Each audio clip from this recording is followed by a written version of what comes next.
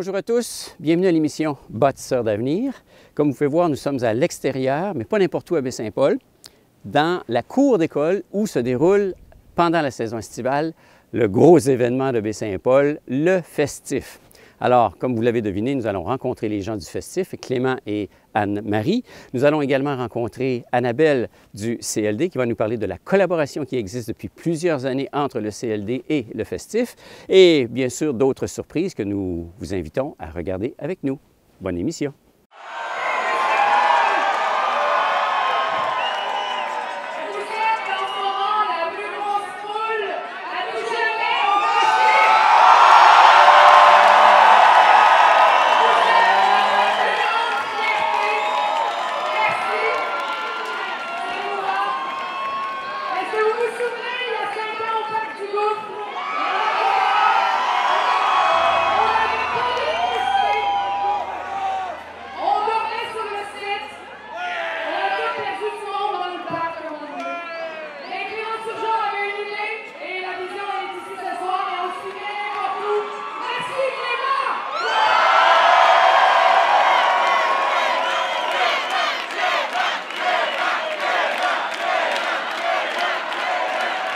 Personnellement, on devient dépendant un peu parce que c'est vraiment de la grosse adrénaline.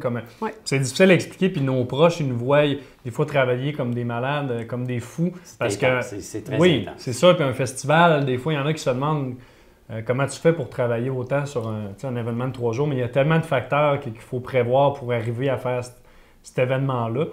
Puis ça fait, c'est sûr, il y a des stress, il faut se revirer de bord, mais tu deviens un peu, je dirais, moi je ne changerais plus jamais de métier parce que ça m'apporte comme une adrénaline qui est indescriptible. Puis tous les membres du CA, comme Anne-Marie est là depuis le début, puis c'est pour ça. En fait, il faut être passionné aussi. Oui, ouais, c'est ça. C'est vraiment la Comment ça première s'est chose. lancé, cette entreprise-là, ou cette folie-là, si on peut l'employer de même?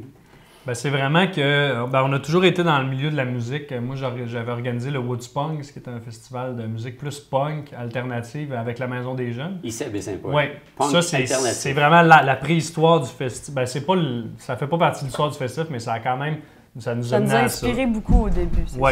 Parce que cet événement-là a arrêté, puis là on a souvent tout le monde disait faut un festival, nanana. Puis là on a fait nos trucs, on est allé aux études, puis là il y a eu la fameuse, on dit tout le temps la fameuse commémoration du Cirque du Soleil au quai. Oui. C'est vraiment là, on était quelques-uns, les fondateurs, il y avait Anne-Marie, je pense que Marc était là. Puis on a vu les feux d'artifice, le spectacle, puis on a vraiment trouvé que c'est ça qui manquait à Baie-Saint-Paul. On a surtout vu que les gens avaient besoin de ce genre d'événement-là qui rassemble. À Baie-Saint-Paul, je pense qu'on avait oublié que les gens veulent sortir, puis les gens aiment ça être ensemble devant quelque chose, puis s'émerveiller. Nous autres, on a vraiment été inspirés par ça. En fait, à la base, c'est vraiment là qu'on a fait « OK, il faut faire quelque chose qui va, premièrement, commémorer le fait que ça s'est passé déjà avec le Cirque du Soleil, mais que ça existe encore, ce désir-là. » Ouais, c'est ça qui est important. Je veux dire, c'est pas tout de le commencer, c'est de le faire perdurer. Ben oui, c'est ça qu'on a dit. Puis vraiment, le moment déclencheur, c'est une anecdote qu'on raconte toujours, c'est qu'on a croisé le maire après la soirée, vers 3 h du matin. Puis on a eu une discussion, puis on a dit ça prendrait quelque chose de récurrent, puis à la place de célébrer le passé, go, on va. Puis il nous a vraiment donné le défi, il a dit, ben tu sais, organisez-le, faites-le, puis la ville va vous aider à l'organiser. Il a été un élément déclencheur. Oui, vraiment. Ben oui. Puis le lendemain, quelques jours après, on se rencontrait dans un lieu mythique maintenant qui était la roulotte à ma mère. Puis c'est là qu'on a dit, on veut faire un festival, on s'est amené des papiers, puis on a commencé à marquer des idées, puis quelques semaines après, on rencontrait le CLD pour savoir comment commencer. Ils nous ont donné seulement un modèle de plan d'affaires, puis on est parti avec ça, puis on est allé instinctivement, on est allé selon notre instinct, on a créé notre organisme, puis on commençait le festif en 2009. Moi, je me souviens que la première fois que je les ai vus, c'était en octobre 2009, donc à peu près un petit peu moins qu'1 an avant le premier événement. Je me souviens, l'image qui me frappe toujours quand je me remémore ces instants-là, je vois encore les 2 jeunes, Clément et Marc, de début vingtaine, arriver dans mon bureau, me dire on a un projet, on a une idée, on veut avoir un événement à Baie-Saint-Paul, un événement rassembleur. C'était une initiative jeunesse, d'autant plus intéressant. On veut que les gens viennent dans la région, on veut intéresser les jeunes à rester aussi, puis on veut créer quelque chose. On veut avoir une attraction dans la région, puis créer quelque chose. C'était leur vision. C'est leur vision suite. Mais en fait, probablement qu'ils vous en ont parlé, mais c'est suite à l'éveil du géant, là, Oui. tout ce qui est le Cirque du Soleil. Le Cirque du Soleil, exactement. Ça a éveillé en eux là, l'esprit de dire ben, qu'est-ce qu'on fait à Baie-Saint-Paul, puis on fait bouger notre ville. Donc, ça a captivé notre attention au CLD, mon attention, mes collègues aussi. Puis, on les a aidés techniquement au début, financièrement au début aussi, légèrement. C'est sûr que l'événement au début, hein, c'était un petit peu à la fois. Et la gang du festif, comme j'aime les appeler, on les voit à chaque année, ils viennent nous voir, puis on est en collaboration puis en partenariat sur plein de projets puis plein de choses avec eux. On a 2 membres, effectivement, fondateurs, mais vous étiez combien à l'origine? On était 5. Oui, on était 5. Puis ces 5 personnes-là, il y en a 3 d'entre nous qui sont encore dans le CA, encore super impliqués, mais les autres, Marc, les autres sont là puis ils nous suivent encore. C'est sûr que, tu sais, avec les années, ce qui nous rend fiers aussi, c'est qu'on est une famille, vraiment. Puis il s'est passé bien des affaires, puis on a stressé, puis il y a beaucoup de choses qui se sont passées, sauf qu'on est vraiment une équipe solide parce qu'on est partis de rien ensemble, puis on grimpe tous les échelons ensemble. Ils sont arrivés, ils ont dit, bon, comment on fait ça un événement? Tu sais, eux, ils étaient bien entourés, il y avait une belle gang, chacun avait son expertise, mais concrètement, qu'est-ce qu'on fait? Donc, tout de suite, au début, on a commencé, bon, comment on fait ça, un plan de commandite? Okay. Le budget d'opération aussi prévisionnel. Parce que les bailleurs de fonds, quand on cogne aux portes des bailleurs de fonds, bien, c'est ce qu'ils veulent savoir. Hein? Ça va coûter combien? Ouais. Puis vous avez besoin de combien? C'est quoi vos prévisions aussi? C'est pas toujours facile quand on se fait poser ces questions-là, donc il faut être bien outillé. Donc, de développer aussi une lettre de demande d'aide financière, des chiffres, bien structurer tout ça. Donc, c'est un peu là, le cheminement qu'on a eu au début avec eux. Au fil du temps, la relation, maintenant, ils ont appris, j'imagine. La preuve, c'est que le festif est un bel événement dans la région, je veux dire, qui est un événement à succès. Mais au fil du temps, est-ce que les besoins ont changé? Effectivement, les besoins ont changé. En fait, ils ont évolué, puis nous, on les a suivis. C'était ça qui est le fun aussi, notre travail. C'est que nous, souvent, on accompagne les promoteurs où ils sont rendus, puis c'est intéressant de voir le cheminement qu'ils font aussi. Les premières années, c'est ça. C'était structurer l'événement, voir comment on met en place un événement. Les deuxième années, troisième année, c'était bon, comment on fait les demandes d'aide financière pour aller chercher un plus gros partenaire. En 2012, par exemple, on a fait une étude d'impact sur les retombées économiques et sur la provenance de leur clientèle. Donc, on a fait faire des sondages et qu'on a compilés ensuite. Qui sont importants. Qui sont très importants. À la commandite possible. Effectivement. Donc, ensuite, ils avaient un document concret, un document qu'ils pouvaient déposer à soit des bailleurs de fonds ou pour aussi ceux qui avaient déjà donné des sous pour leur dire, regardez, on a un impact sur notre région, sur notre communauté. On avait été capable de dégager qu'il y avait des retombées de plus de 500 000 des nuitées, le nombre de nuitées qui avaient été générées, la provenance de leur clientèle aussi. Donc ça, souvent, ça vaut de l'or pour de l'événementiel, puis pour des petites organisations aussi. Ce qui fait que ça a marché, puis qu'on était à la 6e édition, puis ça marche comme ça, c'est qu'on a pris des risques des fois qui n'avaient pas de bon sens. Puis on le disait, on a toujours eu une approche un peu, pas naïve, là, puis c'est pas vrai parce que c'est une business, le festif maintenant, mais on a pris des gros risques, puis on s'est mis en danger souvent parce que le milieu événementiel est très compétitif. Est-ce qu'on parle de risques financiers ou de risques... Quand même, les deux. Autant financier que logistique. On était au Parc du Gouffre, on était bien, on avait nos affaires, on a décidé d'aller au centre-ville. On a été têtus, on voulait le centre-ville, on l'a fait, puis c'est ça qui fait que maintenant, le Festif marche, c'est que là, on a exploité le centre-ville. La 3e année, on avait peut-être une douzaine d'artistes. La 4e année, on en avait 40. L'année passée, on en avait 50. Fait qu'on a quand même grimpé rapidement. On a pris des gros risques, mais la clientèle a toujours suivi, a toujours monté avec nous. Le festif, en fait, l'été, c'est ce qui fait la différence dans notre été, dans le fond. Ça attire une clientèle extraordinaire. On s'en rend compte dès le début, dans le fond. Dès l'ouverture du festif, le vendredi, on voit les clients qui remplissent la rue, les amuseurs publics qui prennent place dans la rue. Donc, ça attire beaucoup de monde. D'ailleurs, cet été, on avait un spectacle juste devant le restaurant. Donc, ça a attiré une clientèle aussi. Les gens le regardaient. On a eu même des artistes Vicky Mouillet qui ont joué sur notre perron. C'est super le fun pour nous. C'est une belle récompense aussi. Pour le festif aussi, c'est pas juste le festif l'été, il y a l'hivernal aussi. L'hivernal, ça attire beaucoup de monde. J'ai attiré beaucoup de monde dans ces soirées, dans le fond. Après l'hivernal, les clients se déplaçaient ici pour l'offre d'abord. On a même fait des spectacles en collaboration avec le festif. Et on a fait le spectacle de Blue Chat Bill, ainsi que celui de Moonshaker. C'est un festival qui attire énormément de gens, oui, de la région, mais extra-région aussi, et même extra-frontières. Je pense, entre autres, il y a 2 ans où, personnellement, dans le gîte, j'avais des gens qui venaient pour voir Cat Empire, donc c'était des Français. Donc, ils ont vraiment fait le déplacement. Bien, ils voulaient venir au Québec, puis ils ont profité de cette occasion-là, puis on les a eus. Puis je pense, sinon, qu'à la grandeur de Baie-Saint-Paul et même du Charlevoix, ça a des retombées économiques parce que les hébergements sont combles dans le grand Charlevoix. Les restaurants font ça le comble aussi. Les producteurs locaux, ben, quand il y a des moments plus creux dans le festival, quand même, les gens vont visiter aux alentours, découvrent notre région, découvrent nos producteurs, découvrent nos différentes entreprises. Donc, c'est vraiment des très, très grosses retombées, autant en notoriété qu'en consommation.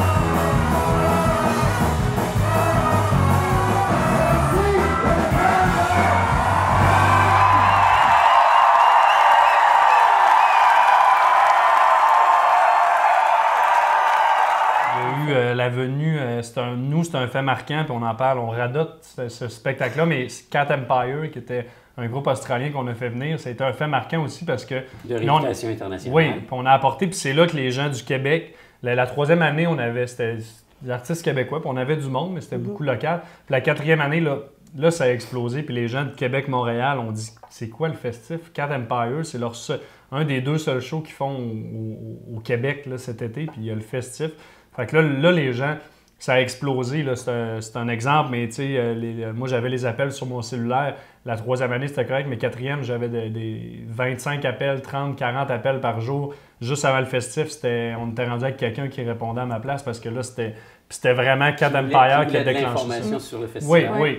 Puis c'est vraiment ça, ce nom-là qui nous a apporté ailleurs, puis qui a fait que la cinquième année, on a dit OK, on rajoute des scènes, on rajoute des sites. Fait que ça. Tu sais, il y a le déménagement au centre-ville, il y a Cat Empire qui, pour nous, je pense, a été un moment marquant pour. En fait, ça nous a fait connaître à l'extérieur de Charlevoix énormément. Ouais, okay. Au départ, c'est sûr qu'on a toujours eu beaucoup de gens qui sont venus d'ailleurs, mais à partir de cette année-là, c'était vraiment, on parle de élément déclencheur. Ouais, c'était souvent au hasard. La troisième année, c'était des gens qui étaient là parce qu'ils étaient à Baie-Saint-Paul, puis là, ils voyaient, il y a un festival, c'était beaucoup ça, mais maintenant, là, c'est passé. La troisième année, on avait peut-être 30 % du monde de l'extérieur, puis quatrième année, 68 %. Ouais. Okay. Fait que selon là, on a des études qui appuient ça. Fait que ça a plus que doublé la clientèle de l'extérieur. Puis ça, c'est un risque parce que c'est un groupe que Charlevoix ne connaissait pas. Ouais. Un dimanche soir, à Baie-Saint-Paul, personne ne connaît ce groupe-là. On a pris le risque, puis c'est ça qui explique que maintenant, ça marche. Ça explique qu'on peut faire maintenant l'hivernal. Puis l'hivernal, c'est des gens de l'extérieur aussi qui viennent. On a maintenant le marché de Noël et tout ça. Fait que ça a comme... Parce qu'il y a une dimension gestion de d'autres événements qui est rentrée dans le décor et non plus exclusivement le festif. Oui, c'est ça. Globalement, là, vous êtes un groupe en tant qu'organisation, mais à la base, vous n'êtes pas nombreux, mais dans le temps du festival, il y a beaucoup de monde qui travaille. Là. On passe de quoi? De 5-6 personnes à combien? Bien, tu sais, personnes salariées... on n'est pas beaucoup, puis on essaie d'être plus, mais c'est difficile. Mais en tant que bénévole, il y a 6 personnes au conseil d'administration. Pendant l'événement, on a besoin d'à peu près 225 bénévoles. 225 personnes. Oui. Wow. Ça compte le service de bière, tout ça. Puis ça, c'est les 225, puis on en a au moins une dizaine qui sont responsables, comme responsables des bars, responsables des sites, responsables de l'accueil des artistes. C'est ça. Ouais. Ça, on est vraiment chanceux. C'est quand même complexe. C'est pas juste un spectacle avec des musiciens qui se donnent un spectacle. Il y a toute une organisation. Oui, il y a une gestion autant que quand tu es un artiste de l'extérieur, il faut que tu aies un responsable qui va à Québec, à l'aéroport, chercher les instruments, qui les ramène. Tu dois commander un autobus qui va chercher les artistes, qui les ramène. Il faut que tu ailles louer un piano à Québec parce qu'il manque un piano. Tu envoies quelqu'un à Québec. C'est infini, là, le cahier de charge. Les gens ne se rendent pas compte des milliers de petits détails. Mais on est vraiment chanceux parce que c'est vraiment des gens qui nous suivent depuis le début. C'est notre entourage, c'est nos familles, c'est nos amis proches. Ça, sans eux autres, c'est sûr qu'on ne serait plus là, puis ça fait longtemps, parce qu'il y a plein d'autres festivals que, tu sais, ces gens-là se font payer pour faire les travaux qu'ils font, puis c'est des tâches énormes qu'on leur demande, sincèrement, aux bénévoles, puis on leur dit... Ouais, beaucoup de stress, autant que nous, presque, là, puis on leur dit jamais assez merci pour ça, là, de toujours être là, puis de nous suivre. Avant, vous étiez à la recherche de bénévoles. Est-ce qu'il y en a plusieurs qui s'offrent d'eux-mêmes? On en refuse présentement. Puis on le dit, on est chanceux parce qu'il y a des festivals qui essaient d'en trouver. Nous autres, on en refuse à peu près une trentaine par année. Là. Puis on a besoin de 220, ça veut dire qu'on en a beaucoup. On lance sur Internet les appels, puis tout se fait par Internet en à peu près, des fois, 3 semaines, il n'y a plus aucune place. Fait que maintenant, là, on va le sortir bientôt. Les gens attendent le formulaire de bénévole parce qu'on donne des avantages et on leur passeport pour la fin de semaine au complet gratuit, même s'ils font comme juste 4 heures. Fait que là, il s'est créé une espèce de communauté de bénévoles du festif. Une chance qu'on a ça, sinon on se permet de grossir parce qu'on sait qu'il y a l'intérêt pour les bénévoles. Il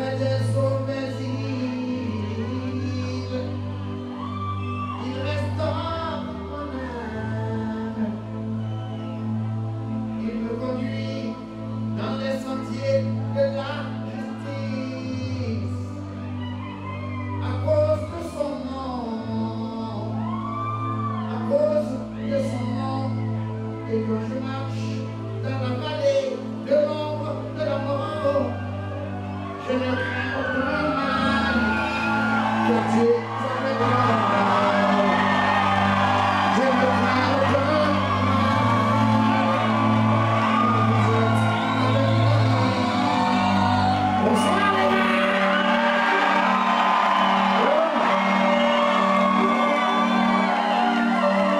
On tombe dans du concret, là. On tombe dans les gens d'affaires veulent savoir concrètement si je mets $1, ça rapporte combien, puis qu'est-ce que ça va m'apporter. Effectivement. Puis d'autres choses aussi qu'on a fait avec eux, c'est au cours de route, par exemple avec le CA, qu'est-ce qu'on fait avec nos règlements généraux, ce genre de choses-là, c'est l'aide qu'on peut supporter aussi. Okay. Ou même, ils peuvent nous poser des questions, par exemple, on a un projet X, Y, Z, qu'est-ce que vous en pensez? Donc, ils viennent chercher notre expertise puis nous demandent, quand vous dites la relation puis la collaboration qu'on a avec eux, c'est ça. Le lien de confiance est établi. Puis souvent, ils viennent nous voir pour nous dire, bien, qu'est-ce que vous en pensez, vous autres, au CLD, de ça? Est-ce qu'on devrait faire le move? Est-ce qu'on devrait y aller ou pas? Okay. Puis souvent, c'est ça. On est plus conseillés. Suivi, c'est plus de l'inconnu.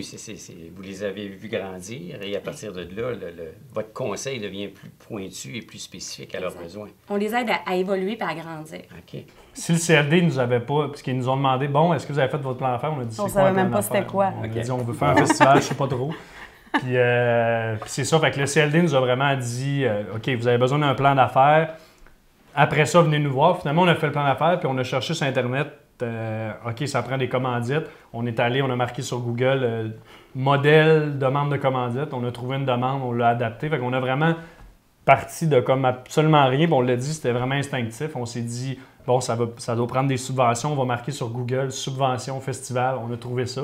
Fait que maintenant, avec l'ère d'Internet, c'est quand même plus simple parce que tu as tout à portée de main. Fait qu'on a quand même beaucoup fait de notre... Puis vous êtes de cette génération-là, ça fait que c'est quand même assez ça a toujours été comme ça. Aussi, pour, si on parle de la négociation avec les artistes, on savait tellement pas comment faire. On parle beaucoup des Cowboys fringants la première année. L'agent savait qu'on était... ça a été difficile. L'agent savait qu'on était à notre première année, mais ils nous ont quand même vraiment aidés. Ils savaient qu'on n'avait jamais fait ça. On avait écrit directement aux artistes aussi, puis là, on s'était fait dire non, il ne faut pas faire ça. On a dit OK, désolé. Des choses qu'il ne faut pas faire, mais finalement, après la première année, c'est ça, tu sais. Après la première année, on avait déjà appris tellement de ça, puis c'est ça, les gens nous ont vraiment aidés pour beaucoup de choses, en fait. Oui.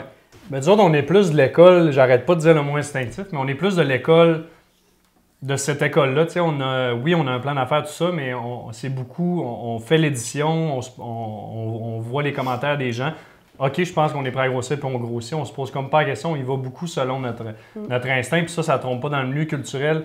C'est une business, puis il faut le gérer de même, mais il faut aussi se donner le droit d'être rêveur un peu, puis de dire pourquoi on le fait pas go. Puis on a beaucoup été comme ça dans notre développement. La scène, c'est la même chose. On s'est on s'est parlé, on dit ça serait le fun d'avoir une scène. OK, go, on le fait, puis là, on a une scène. C'est souvent comme ça. C'est souvent comme ça qu'on s'est développé, c'est en se disant pourquoi pas, puis on a dit OK, go, on le fait, puis on l'a fait. Vous vous imposez pas de limite. Non. Pas Mais du tout. ce qui est cool aussi, c'est qu'on connaît beaucoup notre public. On Ouais. le sait, on est vraiment proche d'eux autres, que ce soit sur les médias sociaux. Tu sais, on le sait, qu'est-ce qu'ils vont aimer. Puis aussi, eux nous font confiance maintenant. Après 6 ans, c'est ça qui est vraiment important, c'est que OK, la gang du festif, ils amènent ce groupe-là, ben ça doit pas être pour rien, tu sais, ça doit être parce qu'on va triper, ils nous connaissent. Fait que ça, c'est le fun d'avoir cette confiance-là qui est mutuelle envers le public, Ouais. puis eux envers nous.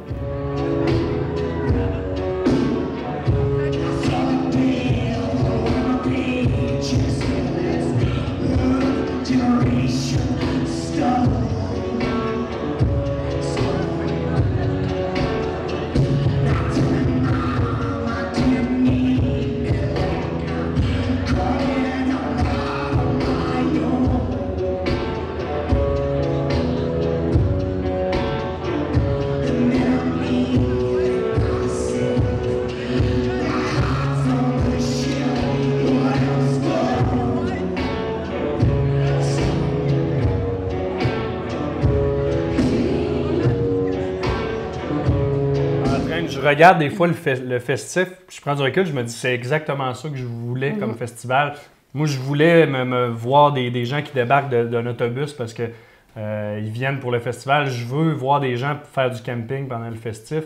Fait que, tu sais, la vision qu'on avait il y a 6 ans, quand on avait 20 ans, elle s'est concrétisée maintenant. Fait que, moi, la fierté, c'est qu'on l'ait faite, qu'on ne s'aille pas poser de questions, qu'on ait suivi notre instinct et que ça ait marché. Tu sais, je vais à d'autres festivals un petit peu partout, puis on croise du monde, puis tout le monde nous félicite du festif. Fait que, tu sais, la reconnaissance à l'extérieur de la région, c'est une grosse fierté qu'on a. Je sais pas oui, c'est vraiment ça. Puis surtout aussi, le fait que maintenant, on a créé une clientèle pour Charlevoix, une nouvelle clientèle.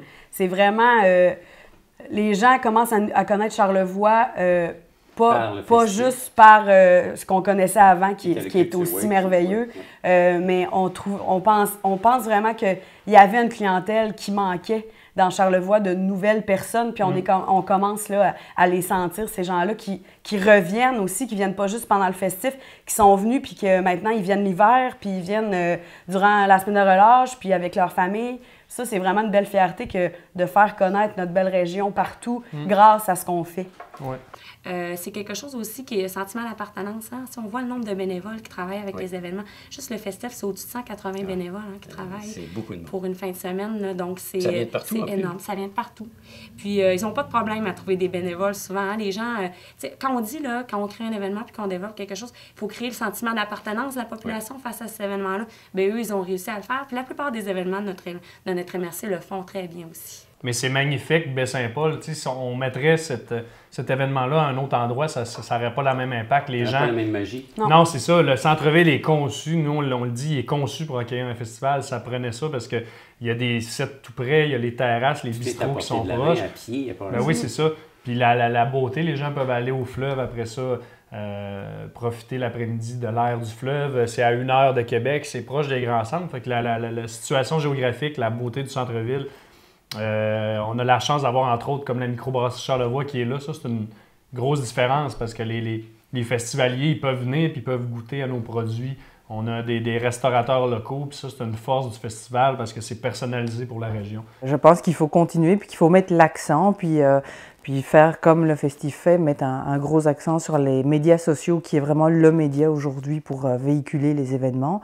Je pense notamment au musée qui organise le symposium, ils l'ont compris, ils sont beaucoup sur les médias sociaux aussi, puis je pense que ce sont tous des événements qui sont à Baie-Saint-Paul. Le côté culturel de Baie-Saint-Paul et des alentours est vraiment bien développé. Oui, les événements de la MRC ici, là, on les aide beaucoup. Je peux peut-être les nommer. Rêve d'automne, les grands rendez-vous cyclistes de Charlevoix, la grande traversée casino de Charlevoix aussi, que ce soit aussi le festivité de Languay, les petits événements aussi plus régionaux. Donc oui, nous, on est le marché Noël de Baie-Saint-Paul aussi. Donc on est toujours, on les connaît bien, ils nous connaissent bien, on les aide à faire des demandes d'aide financière. Des demandes aussi pour l'acquisition d'équipements, hein, autant les rendez-vous cyclistes, rêve d'automne, le marché de Noël. On les aide, on est sur des comités aussi avec eux, que ce soit comité marketing, comité développement. Par exemple, avec la COFEC aussi, qui est l'organisme qui gère rêve d'automne et le marché de Noël, on a fait une planification stratégique de l'organisme, de l'événement, pour les aider à se structurer, puis à voir plus loin aussi, à dire, ben oui, l'organisme est là, mais qu'est-ce qu'on veut qu'il devienne dans plusieurs années? Donc, oui, on les aide là, sur différents niveaux. Puis aussi, bien, au point de vue bénévole, parce que l'équipe du CLD, là, on nous voit un peu partout. Donc, on n'est pas juste dans le cadre du travail sur les heures de bureau, là, on a une implication personnelle, on est là, on donne du temps, puis on croit aussi que les événements génèrent beaucoup de retombées. Ça paraît sur les chiffres, on peut faire des fins de semaine qui sont le double de d'habitude. Par exemple, dans le festif l'été, il y a des gens de 11h, on est plein de 11h jusqu'à 22h, 22h30. Les gens sont toujours là. Ça attire une clientèle, ça déplace les gens. Même rêve d'automne, ça paraît. Là, les gens sont contents d'être là, ils viennent à Baie-Saint-Paul, ils en profitent, ils voient les événements, ils vivent la région. Puis ils vivent avec nous aussi. Puis, on a beaucoup de produits du terroir, puis c'est le fun. Avec eux, on peut avancer, puis c'est super le fun. On parle toujours de la passion, puis c'est vraiment cliché, mais on serait plus là si on n'aimait pas ce qu'on fait. Si on s'était dit, on va démarrer un festival pour faire de l'argent, puis pour n'importe quelle raison, ça n'aurait pas marché. Je pense que l'important, c'est d'être passionné puis de croire vraiment au potentiel qu'on a, puis aussi d'être proche de la communauté, je pense. Okay. C'est vraiment important. On le fait pour les gens, fait qu'il faut aller vers le monde, faut les écouter, en fait. Je pense que c'est vraiment ça qui fait qu'on fonctionne bien aussi, c'est qu'on écoute. On écoute notre gang, puis c'est ça, ils sont encore là. Il faut croire en ton idée, puis il faut vraiment juste que tu ailles le déclic. Go, j'y vais, puis on le fait, puis peu importe ce qui arrivera. Nous, on le dit tout le temps, si un jour on se plante, ou peu importe, ça marche pas, au moins on peut se dire on l'a fait. Ouais, on a essayé. Fait que moi je pense c'est ça, les jeunes qui ont des projets, il faut juste go foncer. Il y a plein de monde partout qui peuvent vous aider. On parlait des CLD, tout ça, la MRC. On a plein de ressources dans Charlevoix, puis je pense que c'est une région fertile pour les projets. Fait que, nous, des fois, il y a des jeunes, on fait des conférences un peu à place aux jeunes affaires de même, puis on le dit toujours là, c'est juste de foncer, d'y aller, puis de croire que tout est possible, c'est ce qu'on a fait. En fait, premièrement, n'hésitez pas à venir nous voir. Prenez rendez-vous avec nous, venez nous parler de votre projet, tout simplement. Nous, en fait, là, on va vous référer soit aux bonnes personnes ou on va vous aider du mieux qu'on peut. Je pense qu'il ne faut pas être gêné à venir présenter un projet.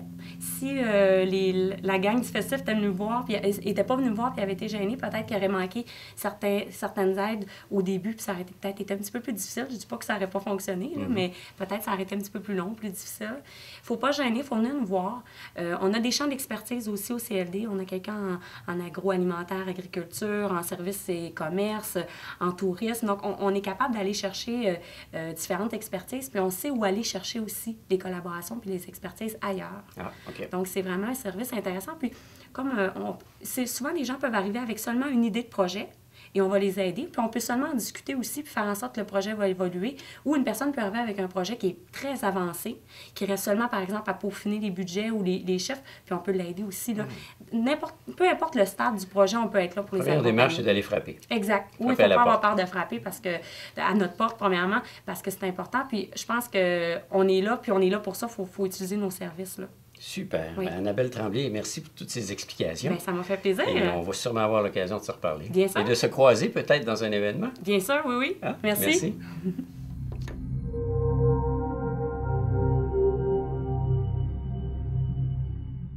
Voilà, déjà une autre émission de terminée. J'espère que ça vous a plu. Merci aux gens du festif. Merci également à nos invités.